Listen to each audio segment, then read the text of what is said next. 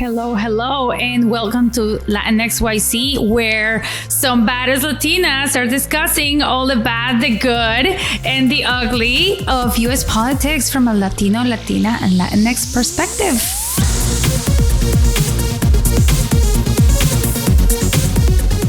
Hello. Hola, Clem. Hola. I changed the badass Latina from something that Natalia said.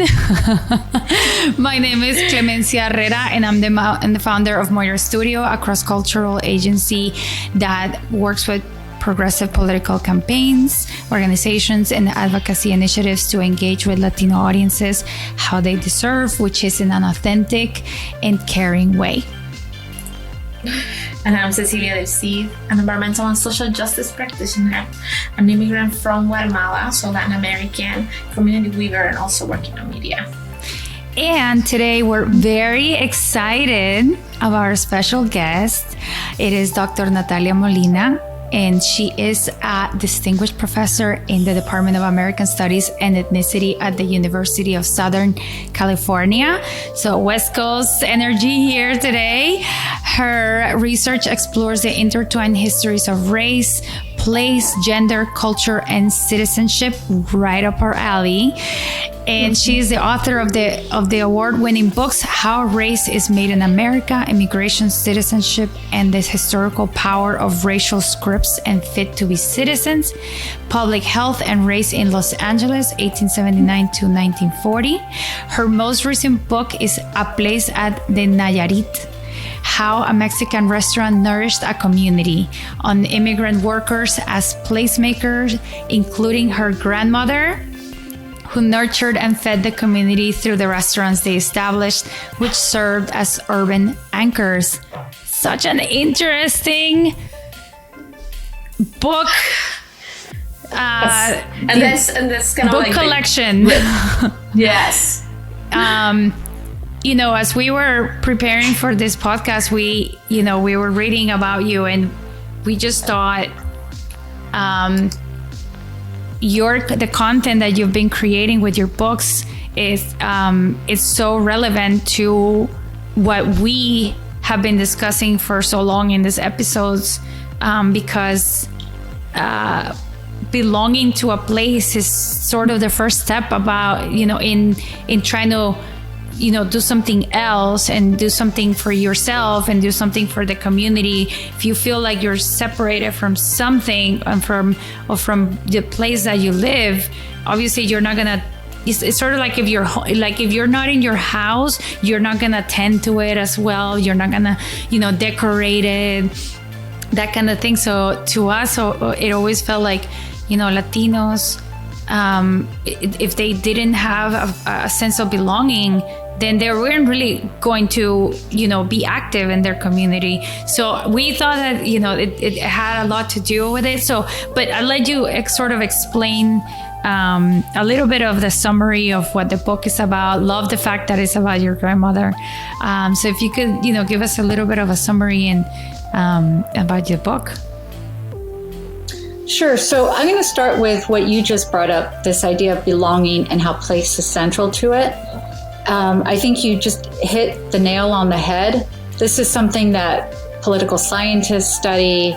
They have big data sets, although they actually don't really study Latinos, because they, even with our numbers, they many times they're seen as like too insignificant. Sociologists study, but you just encapsulated it. If you don't feel like you belong somewhere, if you don't feel welcome, if you don't feel like your voice is going to hurt, you're less likely to participate. And so that's been a theme of my work going through. So Fit to be Citizens, ? Public Health and Race. It was really about me growing up. It seems like this really like scientific book and public health, but it was me growing up in LA and looking around and saying, when I look at television and how they represent Los Angeles, and when I look at my neighborhood, there's a big divide. Mm-hmm. Why does my neighborhood, a working class, mixed racial and ethnic group, Echo Park, look different from what I see in LA and in Hollywood? And it had to do with belonging. It had to do with scientists, doctors, public health officials saying, we want LA to be known as the land of sunshine. And that means anyone who's considered sickly is not allowed.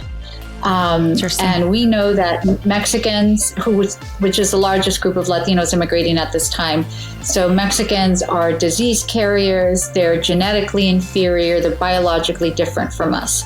On the other hand, LA actually advertises itself as what they call a place for health seekers. So people with tuberculosis, there's actually advertising materials, media at that time saying, hey, if you have tuberculosis, come out to the West. We have the healing climate. So it's this real contradiction, right? Then I move on to my next book, How Race is Made in America, on immigration, citizenship, and historical power of racial scripts. And again, it's the way that all these groups haven't belonged. So citizenship was a concept designed just for whites. You had to be white to be a citizen. You had to be white to naturalize. And it's not until after slavery ends in 1865 that we actually give citizenship to African Americans. So now you have citizenship as defined by whiteness and blackness.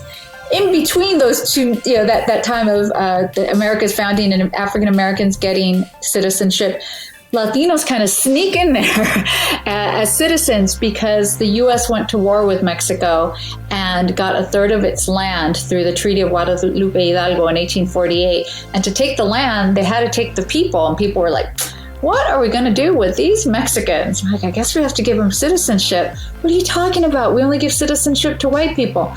Just give it to them, but we won't really give them any other rights. Right. And so this is I've tried to look at belonging and how it relates with just our ideas of who's allowed to be a citizenship. And often that's like the stories we tell around race, belonging and how law shapes that. And I want to pick up on something that Ceci said in our discussion, which is, where's the joy in all that, right? You don't get a lot of joy in those stories. So my grandmother, who I'm named after, Natalia Barraza, immigrated from Mexico on the heels of the Mexican Revolution. She knew how to cook. She'd been a cook in the army. And she looked around the landscape and said, belonging in the U.S. means working for someone else. And as a woman, belonging means I have like 5 jobs available to me. I can cook for other people. I can clean for other people. I can take care of their kids. I can work in their fields. I can make their clothes as a seamstress. That's not really going to get me very far. I'm always going to be working for someone else. What if I open my own restaurant? And so she did, and she made it a space of belonging. It was a place in Echo Park on Sunset Boulevard. So what I like to call about the other Sunset Boulevard, we're used to hearing about the glamorous Hollywood side. This is the side that's closer to downtown Los Angeles, where Sunset Boulevard originates. And Echo Park is both a geographic crossroads and a cultural crossroads. So while their core clientele was working class Mexican immigrants, they had movie stars come through because Hollywood is 6 miles away. They had Latino ball players because Dodger Stadium sits in their backyard.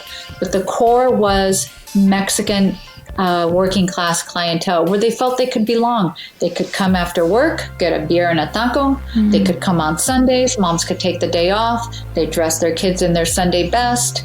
They'd make the sign of the cross before they ate. They'd speak in Spanish and didn't have to worry about anyone giving them a dirty look. It was a place of belonging. Belonging is a central reason why my grandmother and immigrants like her start their own businesses. Wonderful. Hearing you say all those things, it makes me almost think that the Nayarit, whether it was intentional or not, could have been a place in which community got organized. I was thinking of, there is an excerpt in which she says that your grandmother sponsor other employees or help get people to get connected to the city. So I'm not only thinking about political organizing, but community organizing, in which we operate in the kind of like economics of solidarity, which I think a kind of a hot term, but I don't think we ever really talk about that. That is the space in which immigrants really operate many of their time in other lands, as foreigners in other lands. So is that true? Is that and also What does it mean to have spaces like that nowadays? Do they still exist? And what role do they have in how we as communities can harness power and joy? Absolutely. So I think that when we think of organizing, if we were to close our eyes and think about immigrant organizing, we would think about unions, right? The United Farm Workers Movement. And right now there's a bill about union organizing on the table in California. We would think about protests, social movements, so even spontaneous things, right? The way that people kind of organize, get in the streets. What happens when we only study, and those things are important and we need to study them. The limitation about kind of studying organizing only as in these formal ways is many times that only gives you a snapshot of who went to the meetings, who was, especially historically. And a lot of times those were men in terms of who gets elected, right? If we think of the United Farm Workers Movement, we often think of Cesar Chavez and we don't think of Dolores Huerta, right? And so I was really looking for a way to tell the story of my grandmother, my mom, my tias. Even though none of them ever joined a union, none of them were, part of a community organization. And yet, eventually, what came from all these people from Nayarit, the state of Nayarit, these Nayaritas forming community at a restaurant, was that they formed a hometown association. And that hometown association was really central in continuing to welcome people from Nayarit, in continuing to instill pride from their state, because oftentimes that pride is not necessarily national. It wasn't like this necessarily Mexican pride. It was their state. But then what I saw was many of the people that were telling the story of immigrants from this time period were telling it through the story of formal organizing. And when they did tell the story of hometown associations, which kind of tells the story of everyday people, those were often the stories of men, because they are the ones that got elected the president. But who made the food? Who made the tamales? Who called everybody? Who's the one that had the address book with everybody's name in it? Those were all women.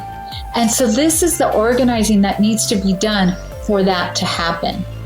Along with that, you have the example of people like my grandmother, and so many people have a story like this in their family. There's someone that helped others in the family immigrate. Once they got a foothold into the new landscape, maybe they let someone come sleep on the couch. Maybe they let someone come sleep on the couch and introduce them to their boss at work. They did something to help them settle as they found a place, their own place. They're like, I have this little pedacito, I have this little piece of land, this little apartment with a pull-out couch. It's not even a pull-out, but you can sleep here, right? Yeah. So she was able to do that through a restaurant times like 100, because what her business allowed her to do was to write that sponsorship letter for a visa, which meant that people could come work at the restaurant and get their green card and work legally. And by working legally, she had no problem with hiring undocumented. It wasn't a political thing that she only wanted people to work legally, but it meant that you didn't have to hide in the shadows. You didn't have to work at the back of the house of the restaurant. You could work as staff, you could work as a waiter, waitress, you could make tips, you could leave the job if you wanted and still have mobility in the city. You could live a life where you didn't have to be scared. And so that's where a lot of the joy came from as well. Yeah, and I mean, according to a lot of the research that we're reading now, is not just that the women do a lot of the back end, but now the women influence their families into who they're gonna vote. Just like women are the influencers on the house that they're gonna buy. It's like, yes, and back in the day, the man would buy it, but the women would pick it, that kind of thing. And they have a huge influence on who they will vote, who the family votes for, because they actually inform themselves a lot. They're reading a lot. They're trying to get educated, and they become more active politically than their partners or their male partners. And so, it's so important that we cultivate, the women and the women's activism, but not necessarily, you need to join a union or you need to join some sort of a, just you can volunteer, you can do something simple, you can just vote. It's right now, and we've said this so many times, Latinos have the lowest voter registration out of all demographics. So just asking people to vote is already a big ask, right now. And it's such a easy thing to do. But obviously, again, if you don't feel like your voice matters or you belong here, then you're not gonna do it. And so it seems to me like, some of the things that I was hearing from you and that was coming for me is, I guess, belonging, you make it happen, right? It's not like you're gonna wait until Mr. So-and-so from Los Angeles is gonna tell you that you belong. It's just, you just say, I belong here. And then you make it happen. I think that's what your grandmother did. Absolutely. I do, I never met her, so I never interviewed her. So I don't know exactly why she made certain choices, but my job as a historian is I can look at an individual's experience and kind of contextualize it and kind of give you a sense of what the major choices somebody would have had at that time. And so one of the things she did was she went and worked at an agricultural camp after she adopted my mom and her brother, my uncle. I don't know what it was like for them, but I've read agricultural reports from that time period because they got investigated and they did hearings on them. And the landscape of it was horrific. So it was clear she did not want to belong there. She left it. And that's when she opened the first restaurant. To your other point about voting, I think that the other thing that we see is belonging can mean a lot of things, right? It could mean opening your own business, but like you said, it could be something small. So what we also see, and to your point about the women, is what's important to women. One of the things is their children. So they might belong by going to a school board meeting.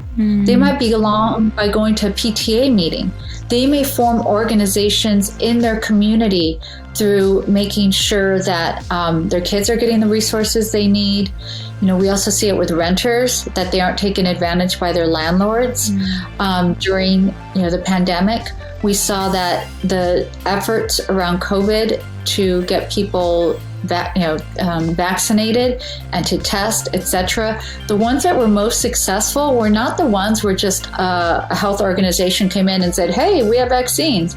It was the one where they talked to the leaders of the community. Yeah. And that leader might have been the church women. It might have been the women in the Parks and Rec gym and park, that the women there were giving out the free lunches. It might have been the women with the PTA. So an advantage that women who get involved in is that other people need to partner with them if they want their effort to be successful. Because if not, people can show up. What we were seeing was that even when people show up with a mobile clinic so that you can test, so that you can get vaccinated, unless there's someone there that can interpret that for them, and I don't mean by language, but I mean like culturally, and also, no, we can trust these people for a reason. Yes, trust. Are going to have low rates, not just of voting, but of vaccination, of testing, etc. Yeah. I think that what you're describing is a little bit like the difference between belonging and assimilating, right? Like, what does it mean to, like, I think of the Nayarit and what you said, like coming there and having the ability to speak in Spanish and no one will look around for you or like look at you in a way that is strange. Or if you did the sign of the cross, no one will look at you and think like, what is these people doing? Or they're praying before they eat in a restaurant. Like, and there is so many efforts historically to get us to disconnect from where we come from. Because in order for you to be someone here, to take a space in the United States, you need to forget who you were, erase that, and get with the program. And that program is whiteness, and we do not belong in whiteness. Not all of us, like as it's constructed in this land historically. So I think for me, what I appreciated about your book and some of what the conversations we're having is not belonging is not just that I belong as long as I do what is expected of me, but it's like I can remain myself and show up as my whole person with my cultural background and my roots, and still there is a space for me to influence how my community grows, how my children go to school, what they learn. Yeah, how you we sort do of things. create your own sense of belonging however you think it should be.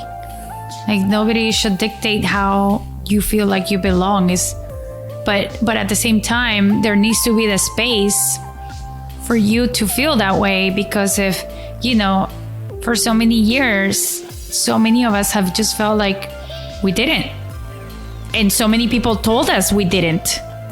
It's not our imagination. We will be told in the street, go back to your country. So what kind of sense of belonging do you create?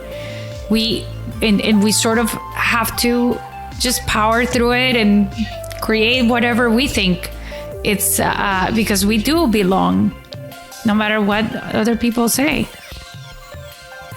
So I want to share with you something that happened at one of my book signings for a place at the Nayarit.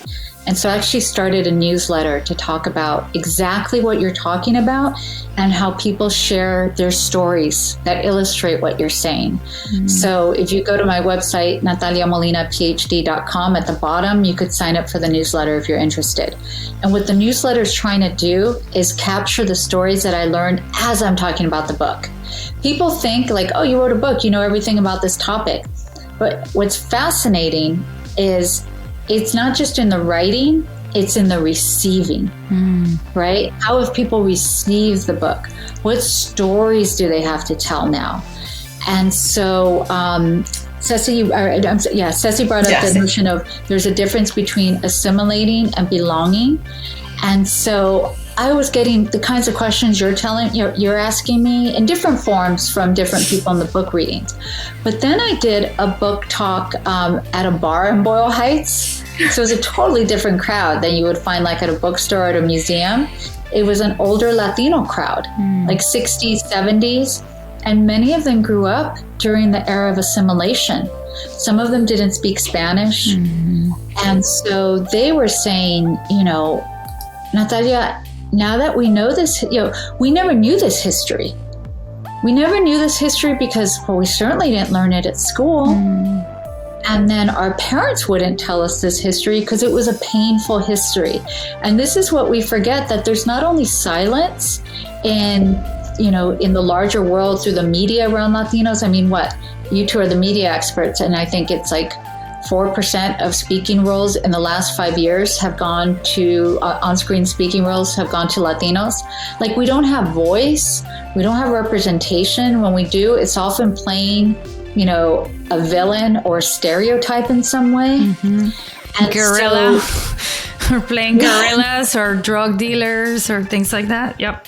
And so they're not getting it from television or from the, kind of popular culture. They're not seen represented in their textbooks in education.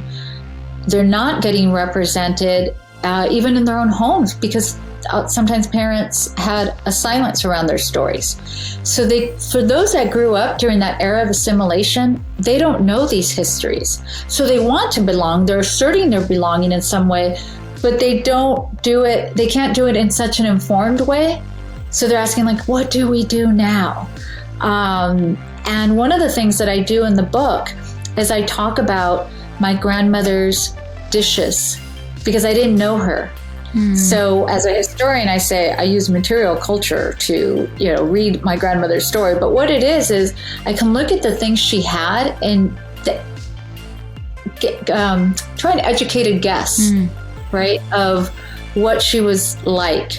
And so she used to go to this ceramics company in Los Angeles called the Franciscan Ceramic Company. And she used to get these little dishes.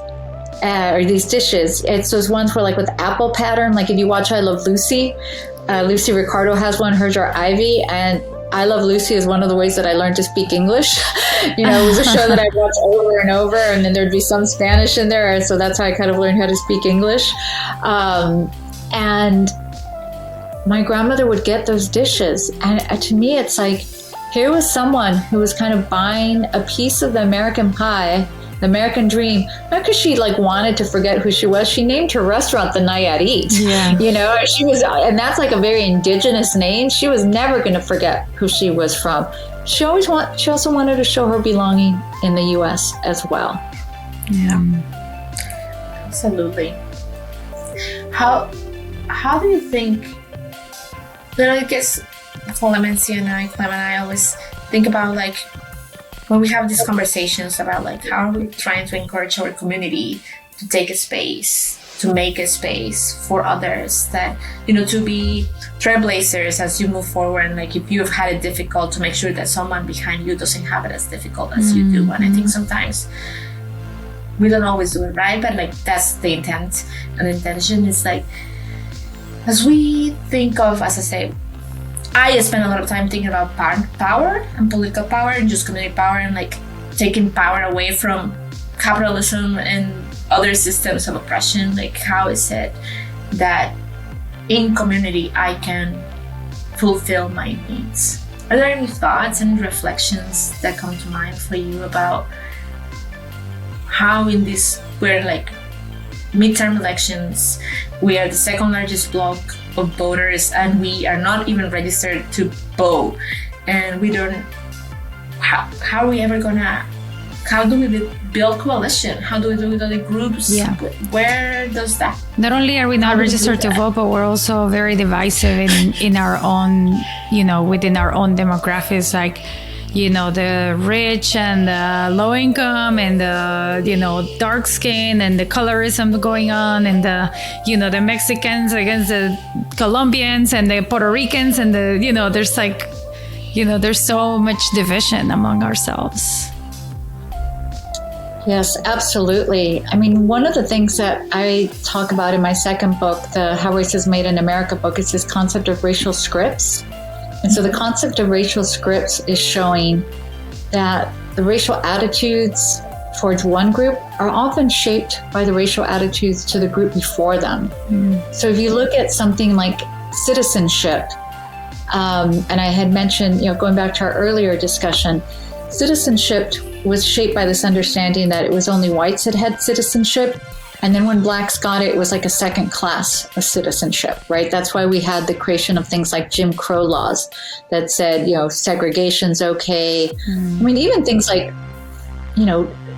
cemeteries were segregated. We often think of water fountains, but cemeteries were segregated. Yeah.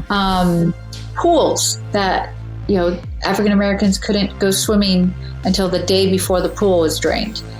And one of the ways to find that common cause that you're mentioning is to find out the ways that your groups are similar. So just like those rules applied to African Americans, they apply to Latinos as well. So when African Americans and Latinos have tension with one another, it's also look at the ways that actually by us having disagreement with one another and not having that harmonious relationship, we're just letting the power structure continue to exist while we fight one another. Yeah. And we could say the same thing with Mexicans and Puerto Ricans.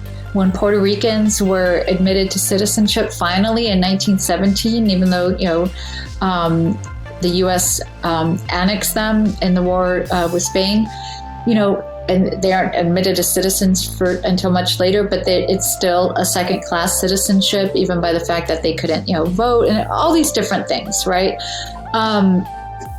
Well, that also meant that they were allowed as low-wage laborers, right?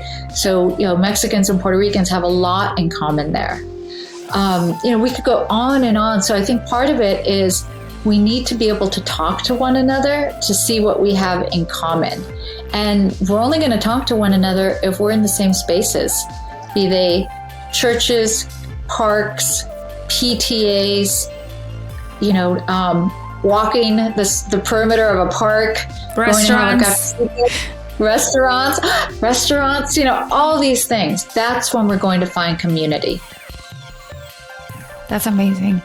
Thank you so much for giving us your insight. And I actually look forward to reading this book. It sounds right up my alley. And I love the research that you did on your grandmother without knowing her. It's really inspiring. And, there's many of us that also didn't know our grandparents. So it was really beautiful to hear that story. But that's the time that we have today. And if you want to reach out to... were you going to say something? Oh, I thought I heard something through my headphones. If you want to reach out to Dr. Natalia, her Twitter and Instagram is Prof, P-R-O-F _Natalia, N-A-T-A-L-I-A-M. And that's Twitter and Instagram. And to get in touch with us, you can go to our Twitter, Instagram, or TikTok at LatinXYZpod. And you can email me at clem@latinxyzpod.com. And please give us a rating. Let us know if you love it. Let us know if you want to hear more of it. And Natalia, it was a pleasure. Thank you so much for sharing your insights and your findings and inspirational content that we can keep thinking about, and in the search for a better future for Latinx. Well, I think you delivered so as promised at the beginning. 3 badass Latinas having a conversation. Thank you. Yes. Thank you. Thank you very much for joining us. It's been an honor. Thank you for sharing. Thank you. And see you guys next week. Yes. Bye. We'll be back.